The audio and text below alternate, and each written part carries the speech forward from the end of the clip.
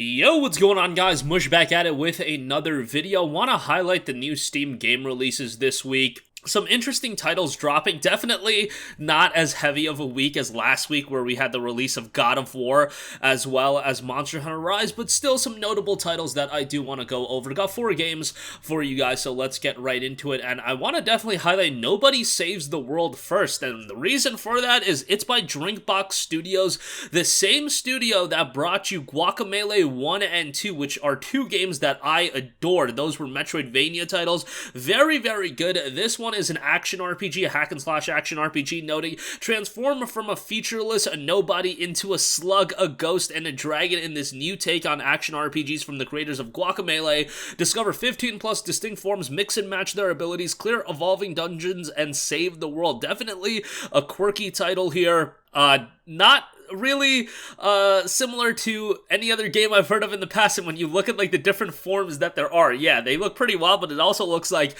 they've been well thought out, so that's pretty cool. The game notes an awesome soundtrack, online co-op, evolving dungeons, unconventional quests, and more. So this one is due out January the 18th. Maybe not a game that everybody is gonna have their eyes open to, but it's quirky enough for me that this one does look pretty interesting, and I'm definitely adding it to my wish list. Next up, we have an early access title in Alina of the Arena, another roguelike deck building title. These seem to be getting a lot of traction recently. The game notes a roguelike deck building tactics game that combines elements from Slay the Spire and Into the Breach. Play as a gladiator to survive with roguelike deck building and hex-based tactics, no longer bound by simple attack and defense. Make use of dodge and knockbacks to stay alive. Game's got a pretty simplistic art style, but really with a game like this, it comes from nailing the tactics-based gameplay right, and it does look like this one has some interesting elements to it. It also notes hex-based tactics. Unlike traditional deck builders that focus on attack and defense, the tactics elements add a dimension of positioning,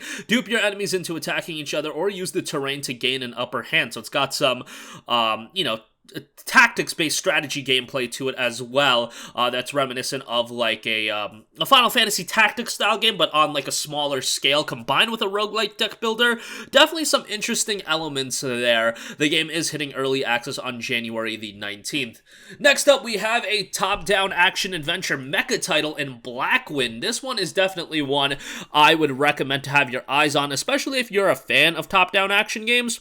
The game notes Blackwind is a top-down sci-fi action game that puts you in the shoes of a teenager trapped inside a prototype battle armor suit during an alien invasion. Face off against enemies, cut through their ranks, and fight back and to stop a planetary invasion. So from the premise, the story layout, it's not anything to write home about. However, the game from a visual standpoint and a particle effect standpoint and how, over the top the gameplay looks, which is very important for a mecha game, that looks right up my alley. Fast-paced, action-oriented gameplay, and that's what I want out of a mecha. It's not the big-budget action mecha title that I want. That's hopefully going to come with Armored Core 6.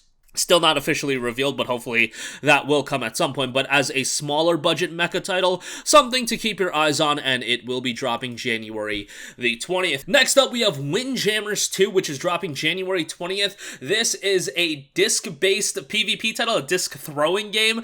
Now, so wacky, but with a great art style. I really like the visual style to this game. Super, super colorful. And yes, while it is a disc flying game, at the same time, they've got such over-the-top abilities that makes it a pretty cool little title here. Windjammers 1 was pretty well received, and now we have Windjammers 2, which has been in the works for quite a while, but the game itself is dropping on January 20th. If you want a quirky multiplayer PvP title, one to definitely add to your wish list, or maybe even pick up day one. And lastly, I do want to give a shout to RPGolf Legends. It's an RPG golf-based game, definitely a wacky title here as well with the throwback art style. The game notes, become the legend in this golf action adventure and save the golf world.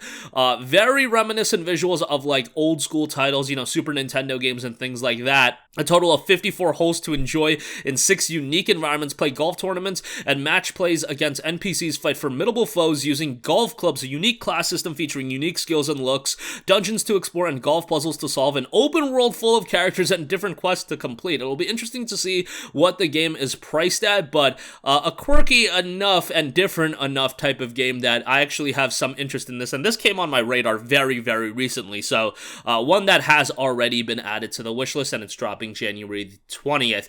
And that's gonna do it for me. Again, a light week of new game releases, but Nobody Saves the World, definitely something that's, again, very over the top in terms of what it's going for, but it's done by the Guacamelee people and the Guacamelee developers, and they did a great job with those games, and I hope they do a great job here as well. Alina of the Arena, a brand new roguelike deck builder. You've got Blackwind, a Mecha title, Windjammers 2, and RPGolf Legends. That's going to do it for me. Let me know all your thoughts in the comments section down below. As always, thanks for watching, and I'll catch you guys in the next one. Peace out.